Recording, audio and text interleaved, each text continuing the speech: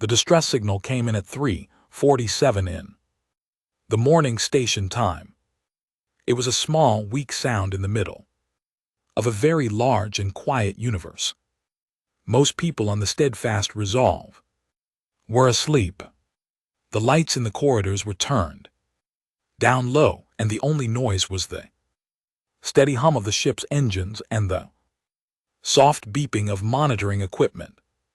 Lieutenant Colonel Aaron Briggs was not asleep.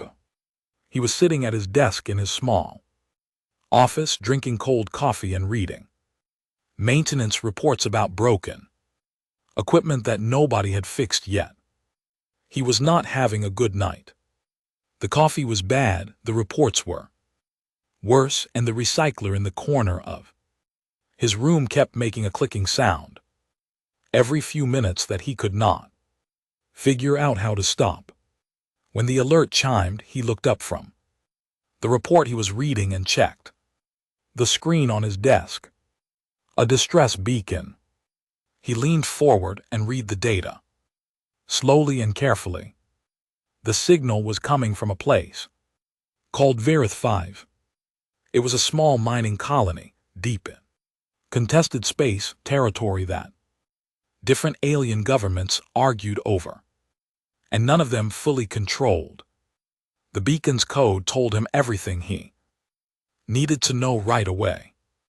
This was not a broken machine or a power failure.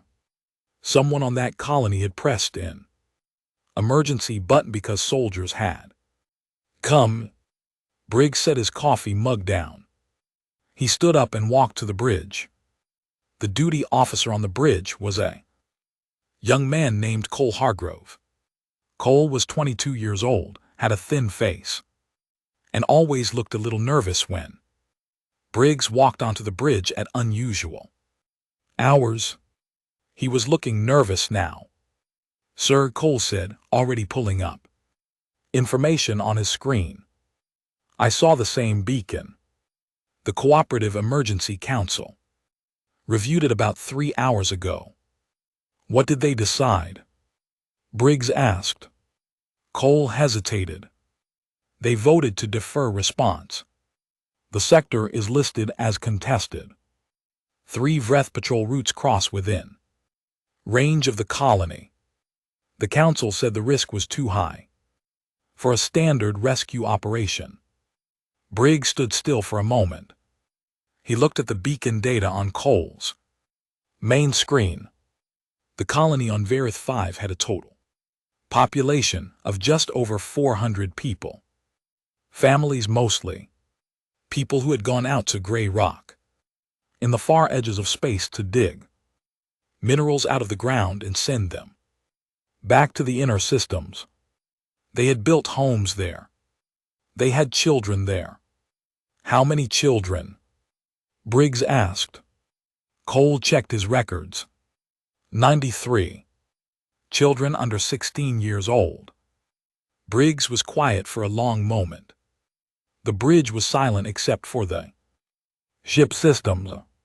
Cole watched him carefully, the way junior officers watched senior officers when they could sense a decision coming. "Wake the battalion," Briggs said. "Full kit. Boots on the hangar deck in 40 minutes." Cole's hand moved toward his console, then stopped. He looked up. "Sir, we don't have authorization from Cooperative Command. If we launch without a formal tasking order, there will be questions." "There will be," Cole, Briggs said. He said it quietly. 93 kids. Cole looked at him for one more second. Then he hit the alert. The sound rang through the ship, a long, rising tone that every Marine on the steadfast resolve had been trained to respond to without thinking. In the barracks module, lights came on. Bodies moved. Boots hit the floor. Staff Sergeant Lena Carr was on her feet before the second pulse of the alarm finished. She had been in the military for 9 years, and her body had learned to wake up fast. She pulled on her gear harness and tightened her boot laces in the dark. Without looking down, around her, the 6 other members of her squad were doing the same. Quick, practiced movements, no wasted motion. No conversation yet. Private First Class Danny Ockefer was the youngest member of the squad.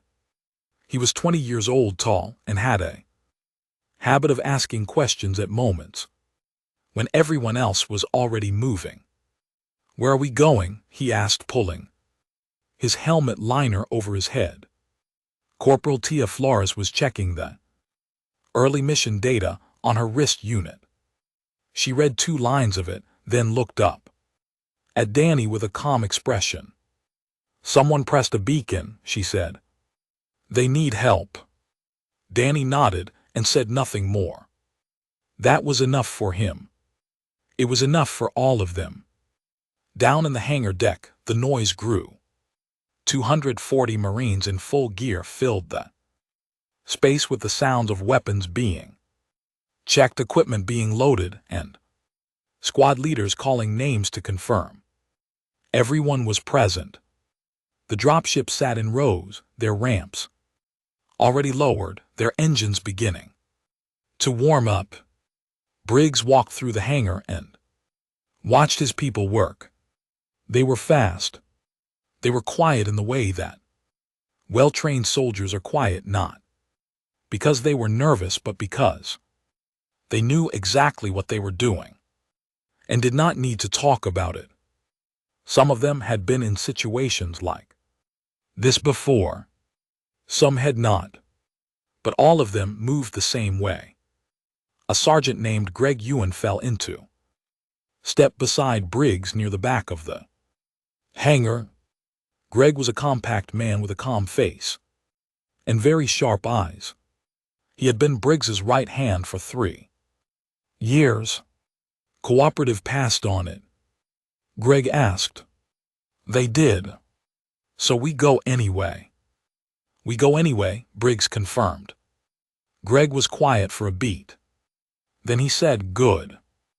And that was the full extent of his opinion on the matter. 38 minutes after Cole had hit the alarm, the first drop ship lifted off the hangar deck.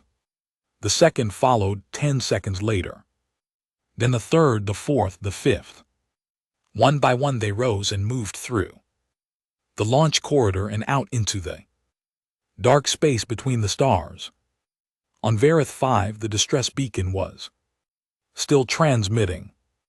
It had been transmitting for 11 hours. Nobody had answered it yet. The Marines were on their way. Vareth 5 was not a beautiful planet. From above in the dropships it looked like a gray stone someone had forgotten. In a corner of the galaxy, flat plains of pale rock, low ridges worn smooth by thousands of years of wind, and a sky the color of old ash.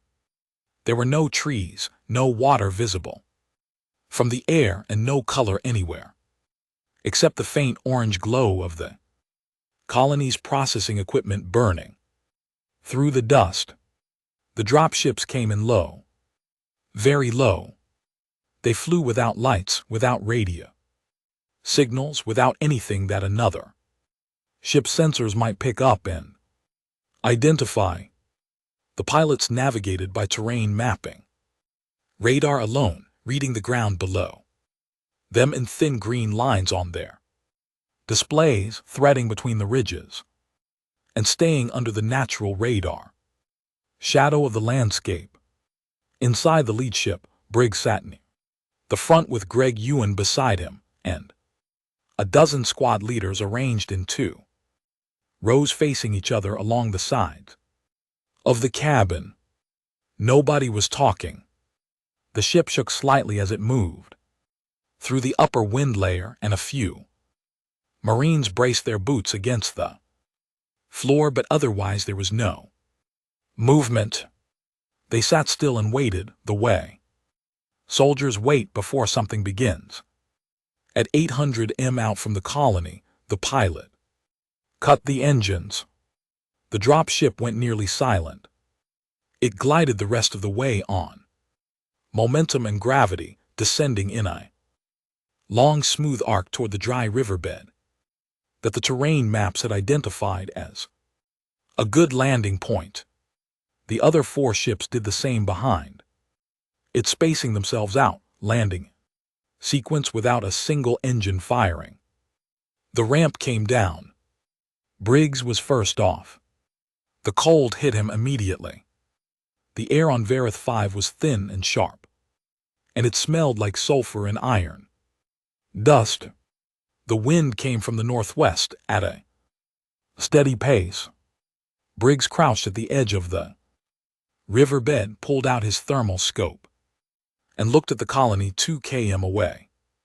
What he saw was not good, but it was not as bad as the worst possibility. The colony was a ring of connected buildings around a central hub, a large, boxy structure that served as the main meeting space, medical station, and storage area for the settlement. The outer buildings were dark. The hub had emergency lighting running, casting pale yellow squares of light onto the gray ground around it. 4 large Vreth military vehicles were parked at the colony's main gate. The Vreth were a tall species, broader than humans, with layered natural armor over their shoulders and upper bodies that their combat suits added to rather than replaced. Briggs could see 8 of them moving at the gate and around the vehicles. More would be inside. Through the thermal scope, the heat signatures of the colonists were all grouped together in one part of the hub, a tight cluster of orange and yellow shapes barely moving. They had been put in one room and kept there. The children would be among them. Greg appeared at Briggs's right side without making a sound. He had a habit of doing that. It still surprised some of the newer Marines, though the veterans had learned to expect it. 8 outside contacts, at least that many inside, Greg said quietly, reading from his own scope. 4 vehicles, crew-served weapons on 2 of them. I can see a motion sensor grid along the outer perimeter. Can we get under it? Briggs asked. Yes. Their sensors are calibrated for large movement. If we go in dispersed order, single file, with wide spacing, we should pass below the detection threshold. We have to move slowly for the first 50 m. Briggs lowered the scope and turned to look behind him. His Marines were spread along the riverbed in a long, quiet line, crouched in the dark, waiting. 240 people, and not one of them was making unnecessary noise. The wind moved the gray rock, and that was the only sound. He opened his command channel and spoke in a low, steady voice. Squad leaders received their assignments.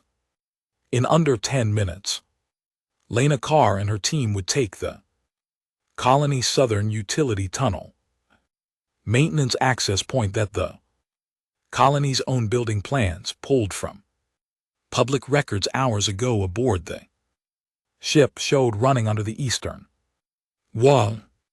Greg's element would handle the vehicles, disabling the drive systems and weapons mounts to make sure none of them could move or fire during the operation. 2 other squads would hold the outer perimeter and watch for any Vreth forces coming from outside the colony. The remaining Marines would stack near the hub's main entrance and wait for Briggs's signal. No one asked questions. No one raised objections. Inside the hub, things were tense, but still, the colonists had been moved into the main meeting room 2 hours earlier.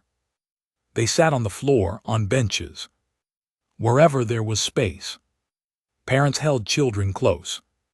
Older residents sat very still, the way People sit when they are afraid and are trying not to show it.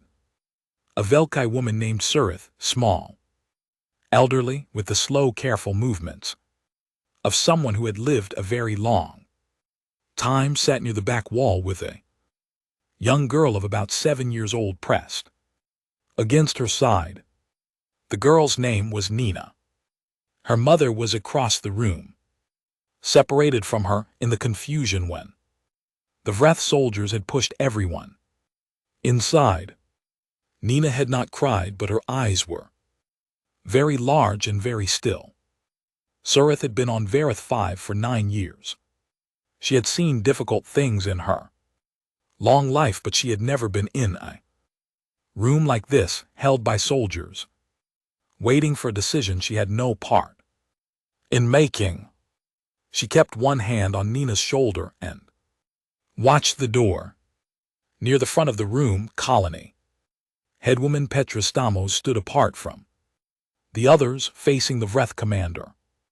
Petra was a plain-spoken woman in her late 40s who had spent 11 years building this colony from almost nothing. She was not easily frightened. She was frightened now, but she kept her face neutral and her arms crossed, which was how she handled things that scared her. The Vreth commander, a senior officer named Dreskolin, had been speaking for several minutes through a translation device. The terms were simple: hand over the colony's mining licenses, equipment, and stored ore. In exchange, the colonists would be allowed to leave on their transport ships with their personal belongings. Petra listened to all of it. Then she said, "I sent a distress beacon 11 hours ago." Dreskolin's translator buzzed. "The cooperative will not come. This sector belongs to the Dominion. Your signal was received and set aside." Petra looked at the floor for a moment. Outside, the wind pressed against the walls of the hub, and the building made a faint low sound. Inside, nobody moved. She looked back up at Dreskolin. "Not everyone out here is the cooperative," she said. Dreskolin did not answer right away. He was still processing the sentence when, without any warning at all, every light in the building went out. The darkness lasted less than 2 seconds before the colonists began to react. Some people gasped. A child somewhere in the room started to cry. There was shuffling and the sound of people pressing closer together, trying to find the people they knew by touch in the total blackness. The Vreth soldiers reacted differently. They were trained soldiers, and they moved fast, reaching for weapon lights, turning to cover the doors, shouting short commands to each other in their own language. Dreskolin stepped back toward the wall. His hand found his sidearm.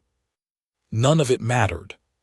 Corporal Tia Flores had cut the power to the hub's main lighting array 14 seconds after her squad entered the southern utility tunnel. She had identified the correct circuit breakers on her first pass down the corridor, waited for Briggs's signal on the command channel, and then opened every one of them at the same moment. The entire facility went dark at once. Terran Marines did not need the lights. Their night vision equipment ran on a completely separate power system. Compact, self-contained units built into their helmets that turned the dark green and clear. Through those lenses, the inside of the hub looked almost bright. Every person in that room was visible.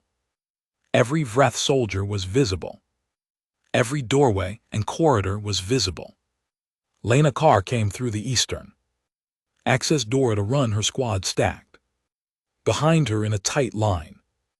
They moved fast and they moved in silence. The 2 Vreth soldiers nearest the east door were still turning toward the sound when Lena and Danny Akafer reached them. They went down hard under heavy stun. Charges, non-lethal rounds that hit like a wall and dropped them where they stood. Neither of them had fired a shot. Lena did not slow down. Across the hub in the northern corridor, Greg Ewan's element was moving. Through the building the same way, fast, quiet, deliberate. A Vreth soldier came around a corner at speed and walked directly into Greg's path. The soldier was large. Greg was not especially large, but he was moving fast and wearing full armor. And he had been doing this for 12 years. The meeting was brief. The soldier went down. Greg stepped over him and kept moving. At the main entrance, Briggs pushed through the door with 4 Marines at his back. The meeting room was full of noise, the colonists reacting to the darkness, some of them crying, some calling out names, all of them confused and afraid. In the middle of it all, Dreskelin had his back to the wall and was drawing his weapon. Briggs crossed the room in 4 steps and put his hand around Dreskelin's wrist before the weapon cleared the holster. "Leave it," he said in clear standard. He said it the same way he might say "Good morning," calm, simple, without anger. Dreskelin was a veteran soldier. He had been in active service for 19 years. He had fought in 7 separate campaign seasons across 3 different star systems. In all of that time, across all of those battlefields, he had never once failed to hear an enemy approach. He had not heard this one at all. Not a single sound. Not a footstep. Nothing. How he started training, Briggs said. He increased the pressure on the wrist, just enough to make his meaning clear. Dreskelin released the weapon. Outside, the 4 Vreth vehicles fell silent one by one. Greg's vehicle's team moved methodically, from crawler to crawler, pulling drive components and disabling weapon mounts, with the focused efficiency of people who had rehearsed exactly this kind of work. The crew served weapons on the 2 front vehicles. Large, heavy guns mounted on rotating platforms were taken apart and left inoperable in under 4 minutes. Neither of them fired. The command channel opened up. Squad leaders checked in. Northern corridor clear. Eastern corridor clear. Southern tunnel secure. Perimeter held. Vehicles disabled. All Vreth contacts accounted for, 12 in total, all taken without lethal force. All alive and conscious or lightly stunned. 0 Terran casualties. 0 Vreth casualties. Briggs held Dreskelin's wrist for another moment, then let go. He stepped back. He keyed his command channel. "Where are the children?" he asked. Lena Carr's voice came back almost immediately. She had already found them. The children had been moved to a back storage room early in the standoff, taken there by a quick-thinking colonist named Owen Draper, a broad-shouldered man in his 40s who repaired the colony's extraction equipment for a living and who had spent the last 2 hours reading the children's stories in the dark to keep them calm. Owen was still there when Lena pushed open the storage room door. He was sitting on a crate with 4 small children pressed against him and a dozen more arranged on the floor around him. He had been reading from memory, making up words when he forgot them, keeping his voice steady and low. When the door opened, one of the younger children made a scared sound. "It is okay," Lena said. She pulled her helmet off so they could see her face. She had a plain, honest face and a calm voice, and she crouched down so she was at eye level with the smallest ones. We came because your colony sent a signal. You are all safe now. We are going to bring you back to your families. Owen Draper looked at her for a long moment. His hands were shaking slightly now that the danger was over. He had held them very still for 2 hours, and now that he did not have to anymore, they shook. Thank you, he said. His voice came out rough and uneven. Don't thank me yet, Lena said. Let's get everyone out first. When the emergency lighting came back on, the colony's backup power cells were separate from the main grid and had been deliberately left intact. The colonists in the meeting room found themselves looking at Terran Marines in dark armor, standing calmly throughout the space. Dreskelin and his soldiers were gathered near the east wall, their weapons collected, their hands visible. Petra Stamos stood in the middle of the room and looked at the large man in dark armor who was standing near her with the Vreth commander's sidearm held loosely at his side. The man looked back at her. Are you the head woman? He asked. I am, Petra said. We got your beacon. I'm sorry it took us a few hours to get here. Petra stared at him. She had spent 2 hours believing that nobody was coming. She had stood in front of a Vreth commander and argued for time because she thought that was all she could do. Buy a few more hours and hope for something she had almost stopped believing in. Now she looked at this man and at his soldiers moving quietly through her colony, and she felt something loosen in her chest that she had not realized she had been holding tight. She started to laugh. It was not a happy laugh or a relieved laugh. It was the laugh of someone whose body has too many feelings at once and does not know what else to do with them. The whole operation had taken 11 minutes. The mess hall on Vareth 5 was a narrow room with metal walls and long tables bolted to the floor. It smelled like instant coffee and cleaning fluid. The lights were harsh and white, the kind of lights that made everyone look a little tired. It was not a comfortable room, but it was warm, and after what had just happened, warm was enough. Briggs sat at one of the long tables across from Petra Stamos. His armor was still on. His helmet was clipped to his belt. He had the straight, settled posture of a man who had been in uniform for so long that sitting any other way felt strained. Petra poured 2 cups of coffee from a pot on the table without asking him if he wanted any. She set one in front of him and kept the other. The coffee was the instant grain kind, cheap, widely available, tasting like hot water that had once been near something brown. Briggs drank it without complaint. Around them, through the thin walls, they could hear the sounds of the colony coming back to life. Voices calling names. Footsteps in the corridors. A child crying, not the sharp, frightened crying of someone in danger, but the wet, relieved kind of crying that happens when fear finally lets go. Owen Draper walked past the mess hall doorway holding his wife so tightly she had to tell him he could ease up. He did not ease up. The cooperative voted not to come. Petra said.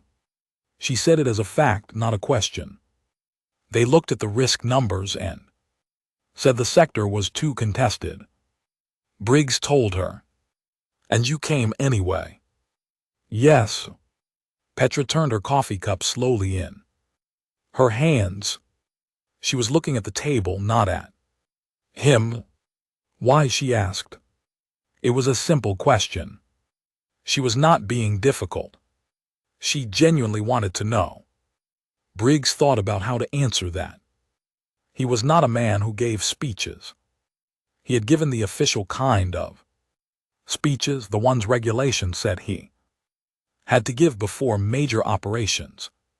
Short statements about purpose and mission and the people they were protecting. He gave those speeches adequately. But what Petra was asking was different. She was asking for the real reason. We had 93 children on the population list, he said finally. Someone was always going to come. Petra was quiet for a moment.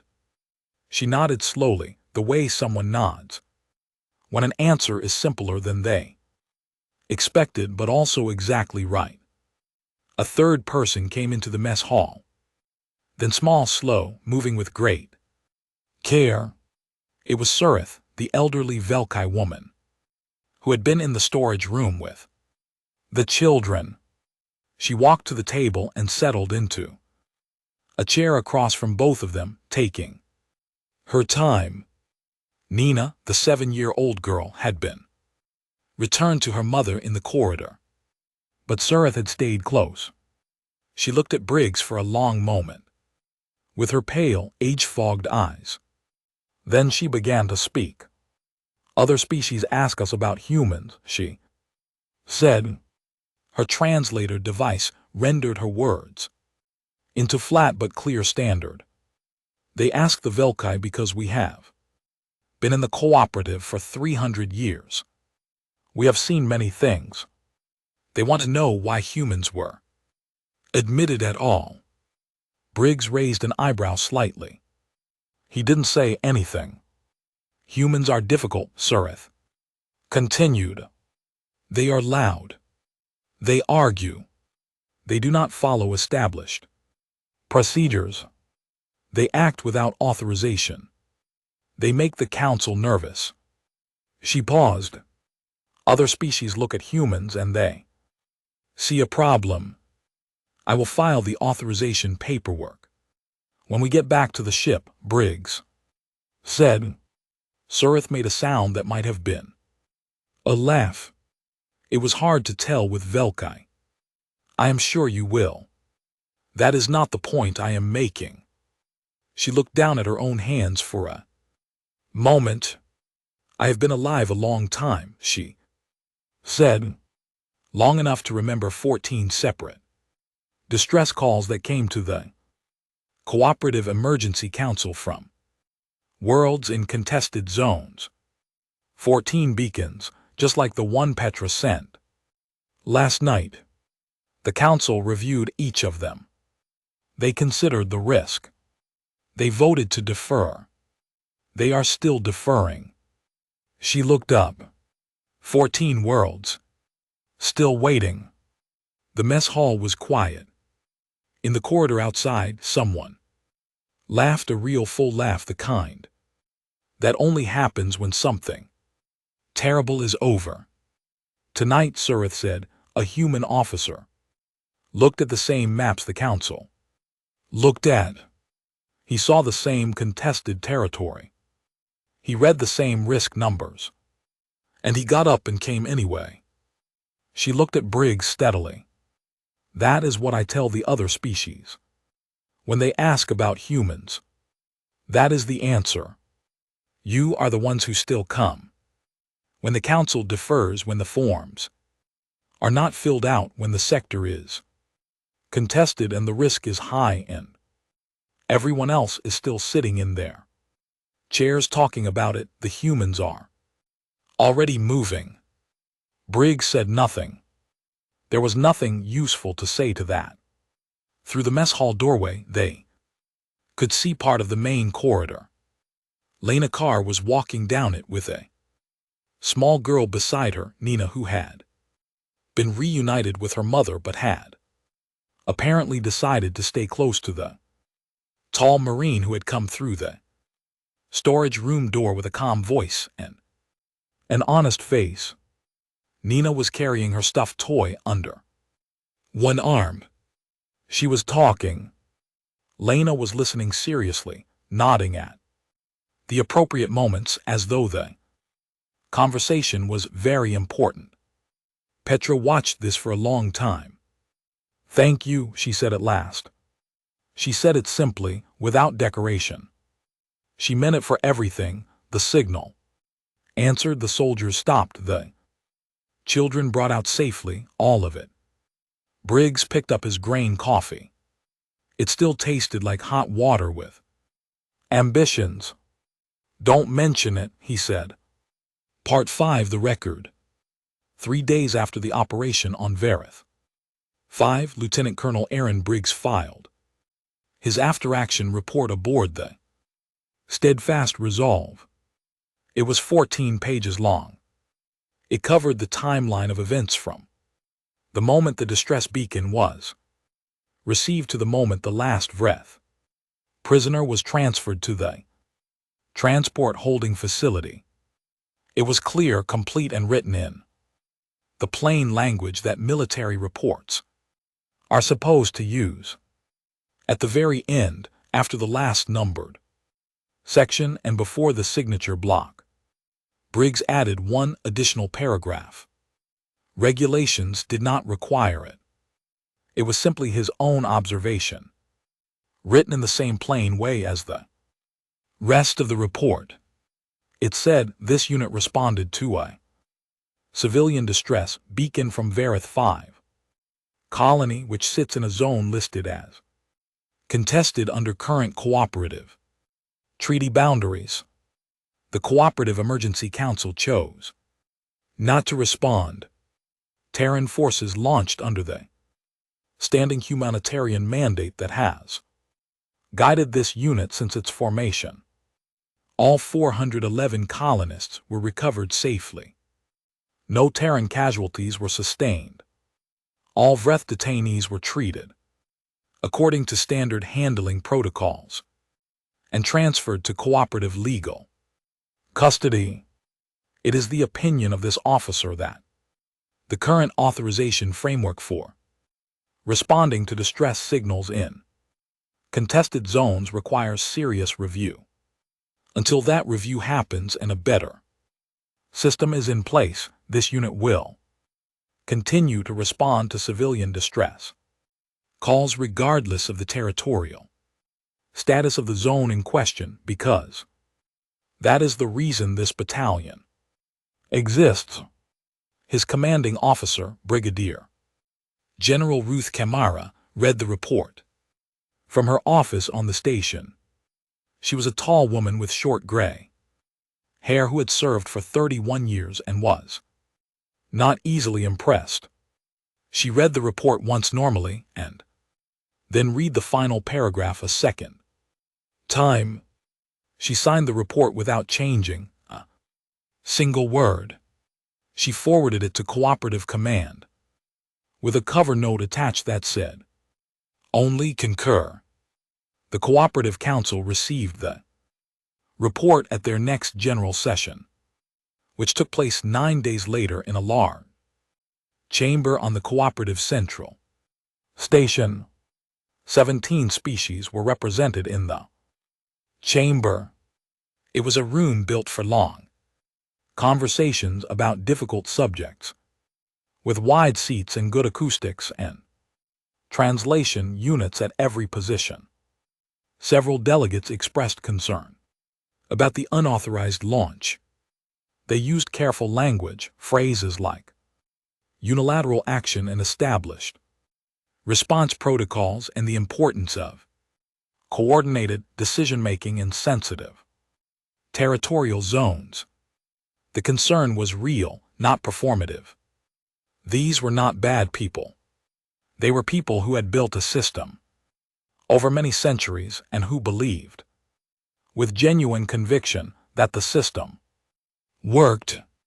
Emeth, the Velkai representative, was 94 years old and had served in cooperative diplomacy for 40 of those years. She was small and quiet, and she spoke rarely at full sessions, which meant that when she did speak, people listened. She waited until the expressions of concern were finished. Then she said, in a calm and unhurried voice, that perhaps the council might find it more productive to spend less time discussing unauthorized human action, and more time discussing the 14 worlds that were still waiting on deferred response authorization, some of which had been waiting for more than 3 years. The session was tabled for further review. On Varith 5, the colony returned to its normal work. The ore processing units came back online. The extraction teams went back to their schedules. The gate was repaired by Owen Draper, using parts he had in his workshop, because requesting replacement parts through official channels would take at minimum 4 months, and Owen had always been faster doing things himself.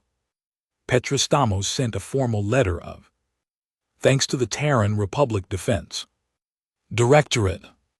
The letter was received, processed, and sent back in the form of a printed commendation certificate addressed to the 9th Rapid Response Battalion. The certificate arrived 2 weeks later. Briggs put it in his desk drawer without reading it and forgot about it.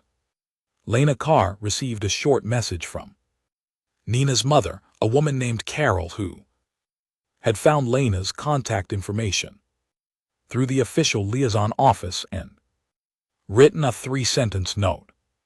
The note said, "My daughter asks about you every day.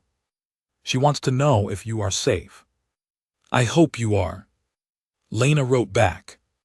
She said she was safe and that Nina sounded like a good kid.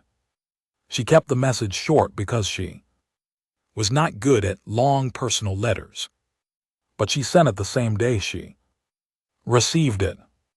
Surif, the old Velkai woman, sent a message of her own, not to a government or a military office, but to her family on the Velkai home world. She wrote it in her own language, in the long, careful style that her people used for important communications. It was a personal account of what she had seen on the night the lights went out in the hab in Varith 5. She described the distress beacon that went unanswered for 11 hours. She described the Varith soldiers and the colonists held in one room and the long tense wait in the dark. She described the lights going out and the doors opening and the Marines coming through them in silence. She described a woman named Petra standing in front of a Varith commander and saying, "Not everyone out here is the cooperative," and meaning it is both a warning and a kind of hope. She described a young Marine named Lena Carr crouching down in a storage room so that frightened children could see her face, and speaking in a calm voice and telling them they were safe now. She described what it felt like to sit in a mess hall at 4:00 in the morning and watch a military officer drink bad coffee and explain without drama that there were children on a manifest and so someone was always going to come. Her account was passed along by her family to a wider circle, and from that circle to a wider one still, the way true things sometimes travel, not through official channels, not through news reports, but through the simple act of one person saying to another, "You should hear what happened." It reached places Surif never expected. It 11 languages. It was read by people who had never heard of Varith 5 and never would visit it. She had ended the account with a single line, which translators rendered in different ways depending on the language, but which all pointed at the same thing. When the dark comes and you have pressed your beacon and the silence stretches out long and you begin to think that nobody is coming, listen carefully. You may hear boots in the corridor. They always come.